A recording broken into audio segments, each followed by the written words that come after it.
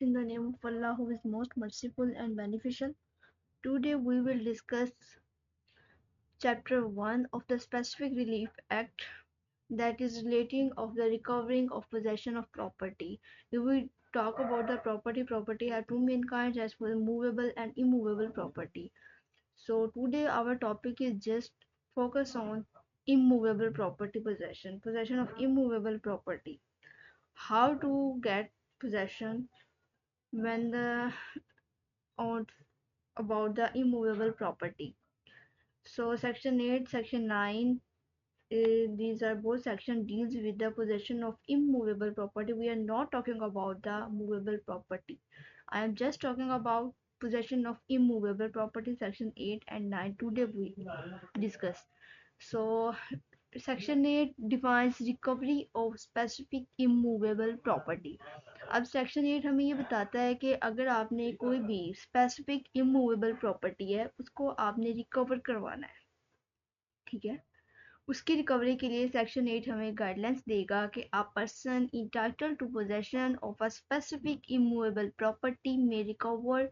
अब कोई पर्सन जो कि इंटाइटल्ड है, ठीक है, कोई ऐसा पर्सन जो कि अपनी प्रॉपर्टी के लिए इंटाइटल्ड है, इंटाइटल होता है हकदार, जिसका हक है, पोजेशन है of a specific immovable property, अपनी जो उसकी मूवेबल प्रॉपर्टी है, इमूवेबल प्रॉपर्टी है, ठीक है, उसकी कोई भी खास इमूवेबल प्रॉपर्टी है, वो क्या करता है, उसे में रिकवर कर सकता है। ये नहीं कि अगर कोई पर्सन आपकी प्रॉपर्टी को डिस्पोसेस कर ले, आपको प्रॉपर्टी आपका राइट ना दे, आपको आप इंटाइटल है, आपको टाइटल ना दे, तो आप क्या कर सकती हैं, उसमें उसको रिकवर कर सकती हैं। ये हमें सेक्शन 8 बताता है।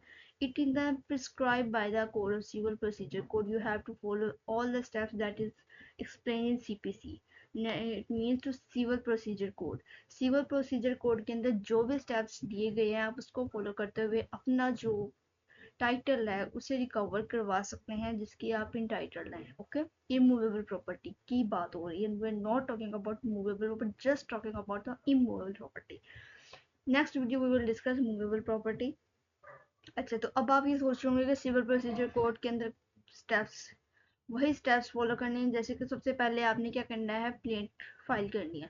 प्लेंट आपने सूट इंस्टीट्यूट करवाना है, दावा दायर करना है, यानी कि आप दावा करते हैं कि मैं इसका ऑनर हूँ, I am entitle for this property.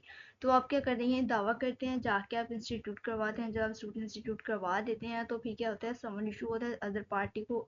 Summon issue होने के बाद क्या होते हैं, उनकी हेयरिंग्स होती हैं, एविडेंस रिकॉर्ड होते हैं, एविडेंस के बाद फाइनल डिसीजन होता है।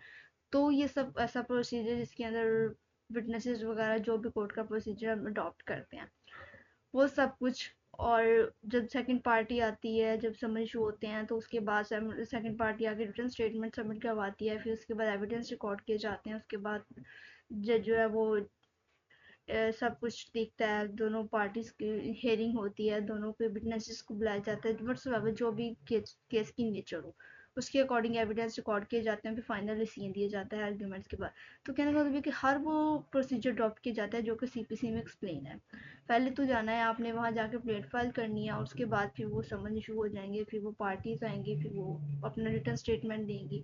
ये सब प्रोसीजर आपने अडॉप्ट करते हुए अपना जो इमूवेबल प्रॉपर्टी का टाइटल है आपने वो रिकवर कर सकते हैं। आगे सेक्शन 9 हमें क्या बताता है, suit by person dispossessed of immovable property. अगर आपने केस फाइल करना है, क्या कह रहे हैं, एग्जाम्पल बता दूं। अच्छा चलिए एक एग्जाम्पल आप यूँ ले लें। अब दो पार्टीज हैं, ए और बी।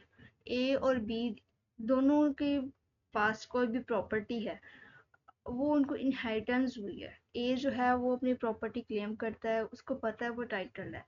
उसके अलावा वो क्या करता है, वो केस फाइल करता है क्योंकि बी जो है वो उसे उसकी पोजेशन नहीं दे रहा। हालांकि वो उसका ऑनर है, उसके पास टाइटल है, लेकिन जो बी है वो ए को उसकी ऑनरशिप नहीं दे रहा।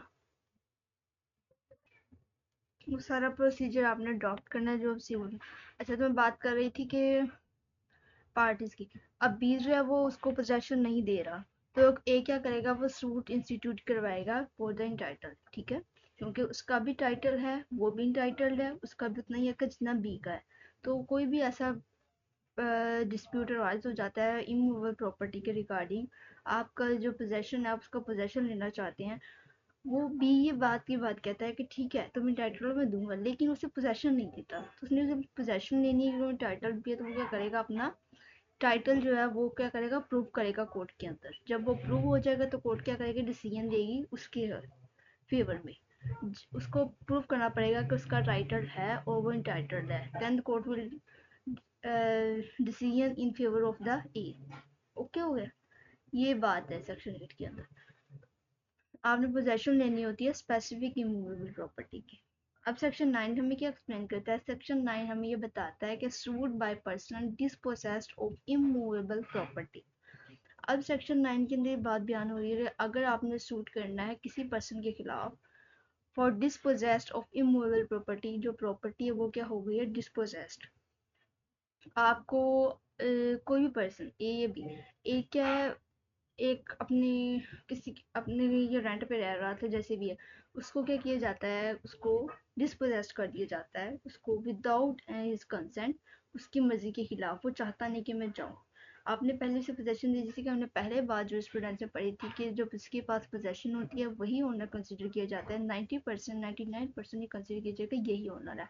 अगर वो ओनर नहीं है, आपने तो टाइटल आपका डिस्प्यूट हो गया या फिर आपने प्रूव करना है वो है, लेकिन अगर आपने किसी पर्सन को, वो टाइटल भी नहीं है, वो पोजेशन में है, तो आप उसको डिस्पोजेस्ट करते हैं without his consent of immovable property other than due course of law. बगैर लॉ को फॉलो करते हुए आप उसको ज़बरदस्ती निकाल देते हैं, वो कहीं जाता है, या आप उसको बात सुना के उसको डिस्पोजेस्ट कर देते हैं उनके वाइड फ्रॉड। कोई भी ऐसा काम करते हैं या फोर्सफुली उसे निकाल देते हैं without adopt any legal procedure, तो आप क्या करते हैं, आप इलीगल करते हैं। तो उसके लिए आप के अगेंस्ट सूट फाइल किया जा सकता है, क्योंकि आपने डिसपोजेस्ट किया है without his consent and without any following legal procedure. और any person claiming through him by suit recover his possession, और क्या कर सकता है, अपनी पोजेशन के लिए सूट फाइल कर सकता है, सूट इंस्टीट्यूट करवा सकता है रिकवरी के लिए। Therefore, not standing any title they may be set up in the suit। इसमें वो ज़रूरत नहीं है कि वो ये फाइल करे, ये प्रूव करे कि मैं इसका टाइटल दूँ। उसको बस ये प्रूव करना है कि इसने मुझे इलीगली वे से फोर्सफुली बाय फ्रॉड मुझे क्या किया, डिस्पोजेस किया है, तो मुझे मुझे पोजेशन जो है वो दोबारा रिपोजेस करवाया जाए। तो इसके लिए वो सूट फाइल करता है, तो उसको पोजेशन उसको मिल जाती है। हाँ, अगर nothing in this section shall be barred, कोई भी जो ये सेक्शन है ये बार नहीं लगा रहा है एनी पर्सन किसी शख्स पे from suing to establish his title to such property and recovery possession thereof. अब ये सेक्शन क्या कर रहा है कि वो क्या कर रहा है कि बार नहीं लगा रहा कि किसी भी शख्स पे जो कि है हमारी टाइटल पर डिस्प्यूट। अगर आपका टाइटल डिस्प्यूटेड है, अगर वो पर्सन जो है उसका टाइटल नहीं है, अगर आपने कि अगर ए जो है वो बी को देता है अपना घर रेंट पर, और रेंट पर उसने दिया अब बी को, अब बी जो है वो उस पर क्या करता है, पोजेशन होने की वजह से वो कहता है कि this is my property because he living man, he has spend many times.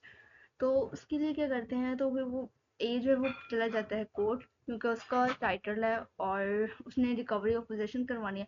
तो रिकवरी ऑफ पोजेशन के लिए तो ये सेक्शन प्रिवेल करता है, लेकिन अगर आपका टाइटल डिस्प्यूट है तो भी आप केस फाइल कर सकते हैं। ये बार नहीं लगाता कि आप केस फाइल नहीं कर सकते, बट आप उसको क्या करते हैं, रिकवरी पोजेशन नहीं कर सकते without any adopt any legal procedure. Okay, बात की तो हुई है। अगर टाइटल डिस्प्यूट है तो आप केस फाइल कर सकते हैं। अच्छा, तो no suit under this section shall be brought against the federal government और एनी प्रोविंशियल गवर्नमेंट। अब बात हो रही है कि सेक्शन के अंदर जो भी बयान है, आप suit against federal government and provincial government के अगेंस्ट आप केस इंस्टीट्यूट नहीं करवा सकते। आप वहाँ पे उसके अगेंस्ट ये नहीं कह सकते कि मेरी गवर्नमेंट ने मेरी जो है वो रिकवरी करवाई या मेरे पोजेशन में है, तो क्योंकि गवर्नमेंट के खिलाफ ये जो सेक्शन है ये उस पर एप्लीकेबल नहीं होता गवर्नमेंट के केस में। No appeal shall lie from any order or decree passed in and suit instituted under this section. ये बात हो रही है कि नो शैल लाई, कोई भी appeal, order or decree passed in suit instituted from this section. अब कोई भी जो आप अपील फाइल नहीं कर सकते इंस्टीट्यूट, जब कोई भी डिग्री पास हो जाए, कोई ऑर्डर पास हो जाए, तो आप क्या कर सकते हैं, आप इसके अंदर अपील को इंस्टीट्यूट नहीं करवा सकते। अगर कोर्ट फेवर में किसी ए या बी के फेवर में डिसीजन दे देती है, आप अपील फाइल नहीं कर सकते, नो शैल एनी रिव्यू, और ना ही कोई रिव्यू फाइल कर सकते हैं। Such order or decree shall be allowed, कोई भी जो भी डिक्री ऑर्डर है उसको अलाउ करती है कि आप यहाँ पे अपनी पोजेशन ले सकते हैं, आप इंटाइटल हैं, आप टाइटल हैं, व्हाट्सएवर जो कोर्ट डिसाइड करती है, आप इसके लिए ना तो रिव्यू फाइल कर सकते हैं, ना तो आप इसके अंदर अपील फाइल कर सकते हैं। ठीक है, अगर हम देखें तो सीपीसी में ये अलाउ करता है कि जहाँ भी अपील ना हो आप रिव्यू कर सकते हैं, बट यहाँ रिव्यू की भी गुंजाइश नहीं है। ठीक है, this is the final decision. So if you are entitled, then you can go to court, and if you are not entitled and you are in possession, then you also can go to court. If someone disturb your possession and take your possession without your consent and without adopting any legal law, then you can go to court for the repossession. Okay, if you entitled, you have to prove. If you are dispossessed by unlawfully, then you also can go to court. This section deals with the immovable property. Okay.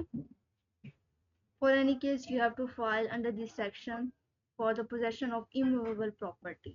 In the next video, I will tell you about the possession of immovable property. अगर आपकी property जो है वो immovable है, उस पर case file करना है आपने, तो उसके लिए आपने क्या ट्रिक अडॉप्ट करना है या फिर क्या करेंगे आप। ठीक, so thank you.